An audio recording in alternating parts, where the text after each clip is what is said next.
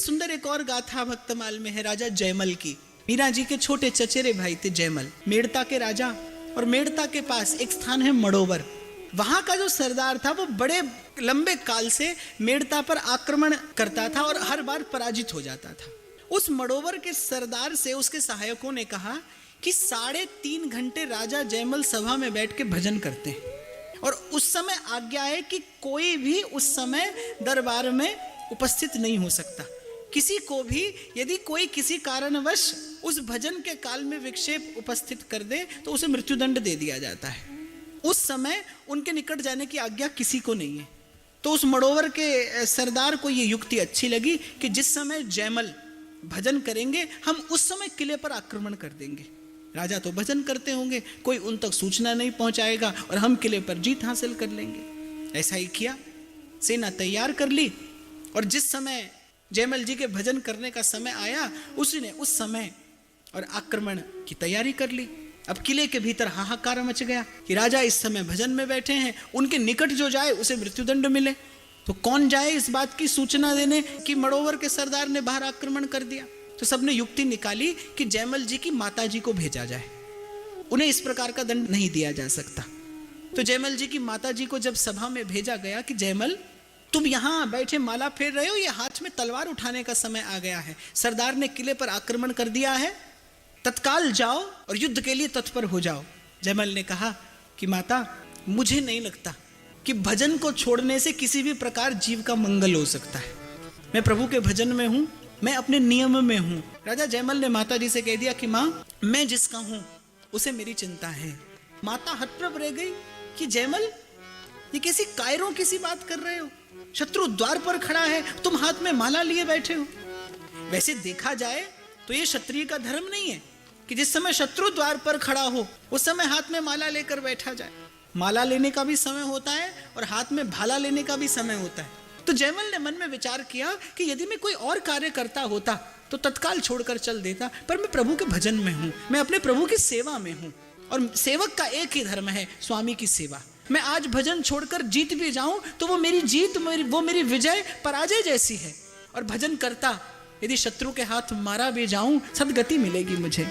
राजा की ऐसी अद्भुत निष्ठा देखकर प्रभु का सिंहासन डोला, प्रभु से रहा नहीं गया। अस्तबल में घोड़ा तैयार था कि जाने कब राजा आएंगे और बैठकर चल देंगे युद्ध करने। राजा तो वहां बैठे भजन करते रहे और कोई आया जयमल का भेष धरे, घोड़े पर बैठकर अकेला चला गया रण क्षेत्र में और अकेला ही सारी शत्रु की सेना को पराजित करके लौट आया। जिस स्थान से घोड़ा खोला था उसी स्थान पर घोड़ा बांध दिया। उधर जयमल का भजन पूरा हुआ और कहा अब चलकर देखा जाए, अब चलकर शत्रु से निपटा जाए। और जब राजा जयमल पहुंचे अस्तबल में घोड़े पर बैठकर रण क्षेत्र में जाने के लिए तो क्या देखते हैं, घोड़ा बड़ा थका है, जैसे अभी अभी कोई बड़ी लंबी यात्रा के बाद इसे यहां छोड़कर गया हो। उधर विजय ध्वनि, मंगल गान होने लगे, नगाड़े बजने लगे, विजय सूचक ध्वनि होने लगी। राजा जयमल मन में विचार करते हैं कि अभी कुछ देर पहले माता चिंतित आई थी कि शत्रु द्वार पर खड़ा है, मैं भीतर भजन में था और अभी द्वार पर विजय ध्वनि बज रही है, विजय की ये उद्घोष सुनाई दे रहा है। राजा जयमल को समझ में नहीं आई।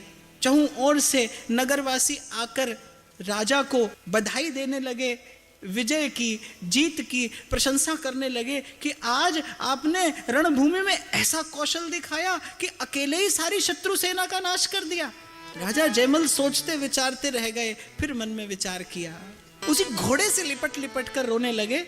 अपने घोड़े से कहने लगे कि अरे कितना बड़भागी है जो तुझे मेरे प्रभु के श्री अंग का संस्पर्श लाभ हुआ है। प्रभु ने आज तेरी सवारी करके तेरा जन्म जीवन कृतार्थ कर दिया। मंदिर में पहुंचे, श्री ठाकुर जी को छाती से लिपटा, रोने लगे, प्रभु मुझसे तो जीवन भर आपकी कोई सेवा बन नहीं पड़ी, मैं तो जीवन भर आपकी किसी सेवा के योग्य स्वयं को नहीं कर पाया।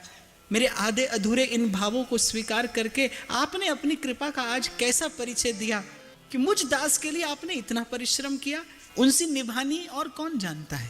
वो आधा अधूरा जैसा भी भाव हो, गदगद हो गए जयमल स्वयं पर प्रभु की कृपा का विचार करके। भक्ति प्रगाढ़ हो गई, भावना गहन गंभीर हो गई। और मैंने कल आपसे एक बात कही थी कि एक समय ऐसा आएगा, हो सकता है जब आप नियम का निर्वाह करने में स्वयं को असमर्थ पाएं, उस समय भी प्रयास करके यदि आपने अपने नियम का निर्वाह कर लिया तो वो नियम आपका धर्म बन जाएगा और फिर एक दिन आपकी रक्षा करेगा। वो इस संसार में, इस लोक में आपकी विजय का हेतु बनेगा।